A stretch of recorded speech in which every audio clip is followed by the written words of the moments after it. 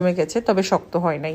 এখন যেটা করব সেটা হলো ব্লেন্ডারের জগটা আমি ব্লেন্ডার মেশিনে বসিয়ে এটাকে 1 মিনিটের মতো ব্লেন্ডার করে নেব। ব্লেন্ডার করার ফলে এখান থেকে ফ্যাট আলাদা হয়ে যাবে। আর কিভাবে হচ্ছে এটা আপনারা নিজের চোখেই দেখুন। দেখুন ফ্যাটটা উপরে উঠে গেছে আর দুধটা নিচে নেমে গেছে। দুধের মধ্যে যে ফ্যাটটা জমা ছিল সেটা উঠে গেছে। এখন আমি যেটা করব, এটা আমি সরাসরি যেই বরফের বাটিটা ছিল সেখানে ঢেলে দিব। পানিটা কিন্তু বরফ পানি, দেখুন আপনারা দেখে হয়তো বুঝে গিয়েছেন।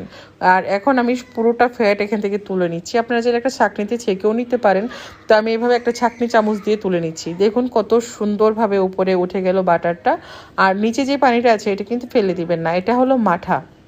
আগের যুগে আমার মা নানিরা যেভাবে তুলতো ঠিক সেই প্রসেসটাই দেখাচ্ছি। আর এই মাঠাটা কিন্তু ফেলে দেওয়ার জন্য না, একটু লবণ মিশিয়ে এই মাঠাটা কিন্তু খাওয়া যায়।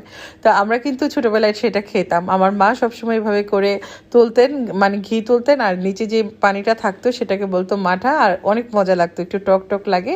তো একটু লবণ দিয়ে কিন্তু সেটা খেতে পারেন। পেটের সমস্যার জন্য কিন্তু সেই মাঠাটা অনেক বেশি হেলদি। আমি একই প্রসেসে সবগুলো বাটার তুলে নিলাম প্রথমে। আর এখন আমি বাটারটাকে একসাথে জড়ো করে নিচ্ছি। আর বরফের পানিতে যদি না রাখেন তাহলে কিন্তু বাটারটা গলে পানিতে মিশে যাবে, তাই বরফের পানিতে রাখবেন, তাহলে বাটারটা কিন্তু পানির সঙ্গে মিশবে না। এখন আমি খুব ভালো করে আমি বাটারটাকে এভাবে তুলে নিচ্ছি। তুলে এই পর্যায়ে আপনারা যদি পানিটা সেকে সরাসরি এইভাবে করে তুলে আপনারা ফ্রিজে রেখে দেন তাহলেই কিন্তু এটা বাটার হয়ে যাবে।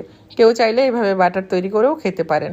আর এখন আমি যেটা করব, আমি যেহেতু ঘি তৈরি করব, তো আমি কিন্তু পানিটা ছেঁকে সরাসরি একটা প্যানে দিয়ে দিলাম। আর চুলার আঁচটা এখন আছে মিডিয়ামে। তো আমি চুলার আঁচটা মিডিয়ামে রেখে ঘিটা কিভাবে জাল করে নিচ্ছি দেখুন।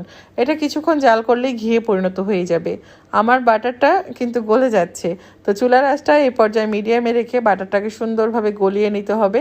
যখন সুন্দর একটা ঘিয়ের কালার চলে আসবে, বাটারটা সুন্দর